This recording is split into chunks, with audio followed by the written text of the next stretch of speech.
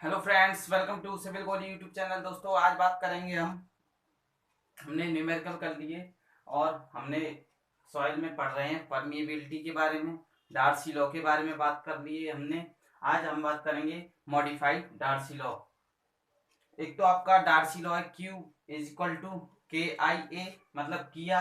अब एक इसी डार्सी लॉ को मॉडिफाई किया गया और किस फॉर्म में लिखा गया वो यहाँ हम समझते हैं। देखिए, आपको पता है B इक्वल टू KI होता है, मतलब B is directly proportional hydraulic gradient होता है। अब प्रोपोर्शनलिटी का साइन हटाएंगे तो कांस्टेंट आएगा। कांस्टेंट क्या आएगा? के को हम क्या कहते हैं? Coefficient of permeability. ये क्या बताता है? ईजनेस ऑफ फ्लो, मतलब फ्लो कितनी इजी तरीके से हो पा रहा है सॉइल के थ्रू। तो कोफिशिएंट ऑफ परमिएबिलिटी के को हम कह रहे हैं। इक्वेशन 1 मान ली हमने। अब सीपेज वेलोसिटी की बात करें तो बी एस इक्वल टू के सफिक्स में P I, coefficient of percolation KP को हम कहते हैं। तो यही इसी के द्वारा हम इक्वेशन सेकंड और इक्वेशन 1 के द्वारा अब हम मॉडिफाइड डार्सी लॉ के बारे में पता करते हैं और हम पता करेंगे कोफिशिएंट ऑफ परकोलेशन क्या होता है। तो देखिए, ये इक्वेशन 1 है आपके पास, ये इक्वेशन सेकंड है। तो divide equation first by equation second, मतलब पहली इक्वेशन में सेकंड इक्वेशन से डिवाइड करना है। तो कैसे करेंगे? b अपॉन में bs। अब ये क्या है? ki, और ये क्या है? bs equal to kpi। ठीक।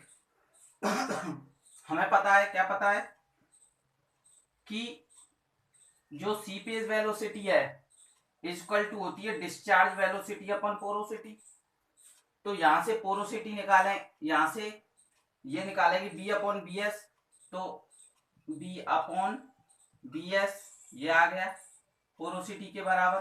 तो यहां रख देंगे b upon B S equal to N K I, मतलब आई से आई कटा आपका, तो k अपॉन के पी। अब हमें निकालना है कोफिशिएंट ऑफ परकोलेशन। तो कोफिशिएंट ऑफ परकोलेशन आएगा kp is equal to k upon n. ये हमारे पास कोफिशिएंट ऑफ परकोलेशन आ गया। ठीक। अब यही मॉडिफाइड डार्सी लॉ है, ये हमने पूरा डेरिवेशन किया इसका। अब चलते हैं हम कि जो आपकी परमिएबिलिटी उसकी डिफरेंट डिफरेंट वैल्यू रहती हैं। ग्रेवल के लिए कितनी, सैंड के लिए कितनी, सिल्ट के लिए कितनी, क्ले के लिए कितनी। तो उसी ऑर्डर में हम बात करते हैं। देखिए, ग्रेवल के लिए जो है आपकी ग्रेटर देन 1 रहती है, एक या एक से ग्रेटर। ठीक है। सैंड के लिए रहती है 1 से 10 टू दी पावर माइनस 3। ठीक है। जो यूनिट है, मतलब 10 to the power minus 3 centimetre per second.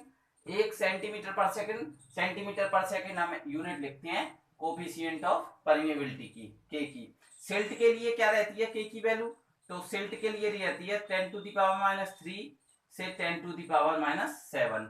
और क्ले के लिए बात करें तो ये 10 टू दी पावर माइनस 7 से स्मॉलर रहती है।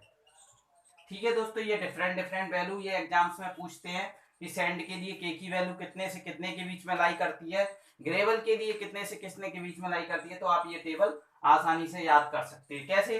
देखिए, ग्रेवल के लिए हमें पता है, पहले तो ऐसे याद करें, gravel, sand, silt, clay. Gravel के लिए 1 से ज्यादा, सैंड के लिए 1 से लेके 10 की पावर माइनस 3, सिल्ट के लिए 10 टू दी पावर माइनस 3 से 10 टू दी पावर माइनस 7। देखिए दोस्तों, क्ले के लिए आप याद रख सकते हैं 10 टू दी पावर माइनस 7 से स्मॉल। अब आइसोट्रोपिक मीडियम में जो के की वैल्यू है, मतलब एक्स वाई जेड डायरेक्शन में के की वैल्यू कैसी रहती है, तो ये देखते हैं हम। तो के एक्स डायरेक्शन में परमिएबिलिटी, ये बाई डायरेक्शन में, ये जेड डायरेक्शन में। तो आइसोट्रोपिक मीडियम का क्या मतलब है कि कोई भी पार्टिकल, जैसे आपकी सॉइल है तो सॉइल के पार्टिकल की हम किसी भी पॉइंट पर प्रॉपर्टीज देखें तो वो प्रत्येक पॉइंट पर, एवरी पॉइंट पर हमें सेम देखने को मिलती हैं, तो हम कहते हैं उसको आइसोट्रोपिक मीडियम। तो के x equal to K Y equal to K z, ये आइसोट्रोपिक मीडियम के लिए रहता है। अब नॉन आइसोट्रोपिक में बात करें तो नॉन आइसोट्रोपिक में रहता है K x is not equal to K y, K y is not equal to K z, ये रहता है। ठीक है दोस्तों, अब बात करने वाले हैं हम, आपकी परमिएबिलिटी रहती है जो हॉरिजॉन्टल डायरेक्शन में और वर्टिकल डायरेक्शन में क्या रहती है।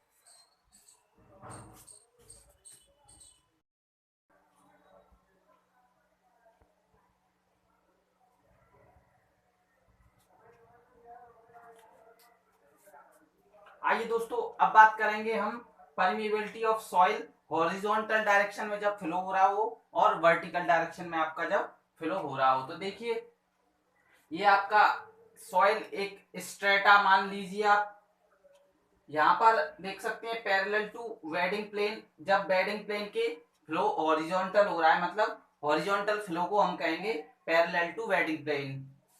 अगर परपेंडिकुलर आपका फ्लो हो रहा है तो उसको कहेंगे परपेंडिकुलर टू वेडिंग प्लेन। ठीक, यहाँ देख सकते हैं इस लेयर की H1 हाइट है और K1 यानी परमिएबिलिटी K1 है। सेकंड लेयर में आए हम, H2 हाइट है इसकी, K2 परमिएबिलिटी है। यहाँ पर आप देख सकते हैं, फर्स्ट केस हम डिस्कस करते हैं, when flows is parallel to bedding plane, मतलब जब आपके वेडिंग प्लेन के पैरेलली फ्लो हो रहा हो। तो आप देख सकते हैं यहाँ से, जैसे आपका ये आपका पाइप है, पाइप के थ्रू आप ये वाटर आ रहा है यहाँ पर, ठीक है, ये V वॉल्यूम का वाटर है। V वॉल्यूम का वाटर आते आते ये आपकी n नंबर ऑफ लेयर है, तो यहाँ H1 है, H2 हाइट है, थर्ड लेयर की H3 है और n नंबर ऑफ लेयर की HN है। यहाँ पर जो V वॉल्यूम था वो डिस्ट्रीब्यूट हो चुका है। यहाँ पर आप देख सकते हैं जैसे V1, इस लेयर में V1, इसमें V2, V3 and Vn and so on. ठीक, यहाँ परमिएबिलिटी है K1, K2, K3, Kn। अब इसका हम फॉर्मूला लिखें तो इसका हम फॉर्मूला लिख सकते हैं, क्योंकि हॉरिजॉन्टल डायरेक्शन में पूछ रहा है तो KH लिखेंगे। KH is equal to K1 H1 plus K2 H2 plus K3 H3 plus Kn HN, मतलब n नंबर ऑफ लेयर आपको दी हुई हो तब Kn HN। ठीक है, अपॉन में H1 plus H2 plus H3, ये तो एक इसका ये फॉर्मूला हो गया। कि यहाँ पर आप देख सकते हैं जैसे यहाँ पर आपका जो वाटर आया, फिर यहाँ से इसमें पाइप के थ्रू ये चला जा रहा है, तो यहाँ पर जो हेड कॉजिंग हुआ है ये स्मॉल h का हेड लॉस हुआ है आपके वाटर में। ठीक है, इसका फॉर्मूला देखें तो KH equal to K1 H1 plus K2 H2 plus K3 H3 plus Kn HN, मतलब n नंबर ऑफ लेयर तक यही जाएगा, अपॉन में H1 plus H2 plus H3। अब इसको और सिंप्लीफिकेशन करके लिखें, इसको सिंप्लीफाई करके लिखें तो हम लिख सकते हैं कि KH is equal to KH, ये क्या हो गया आपका K1 H1 K2 H3, मतलब इसको हम समेशन KH लिख सकते हैं। समेशन मतलब कुल योग, ठीक है, और H1 plus H2 plus H3 को क्या लिख सकते हैं, समेशन H। तो ये आपको सिंप्लीफाई फॉर्म में ऐसे याद रख सकते हो आप।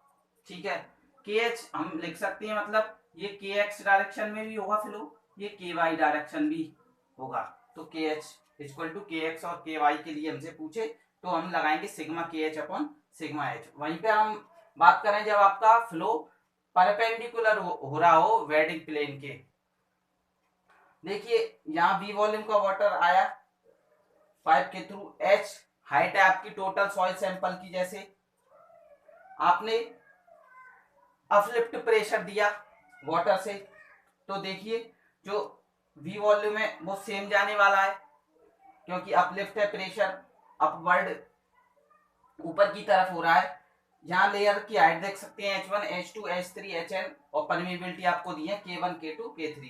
तो यहाँ से हम निकालेंगे परपेंडिकुलर, तो हम इसको लिख सकते हैं परपेंडिकुलर को जेड डायरेक्शन, ठीक है।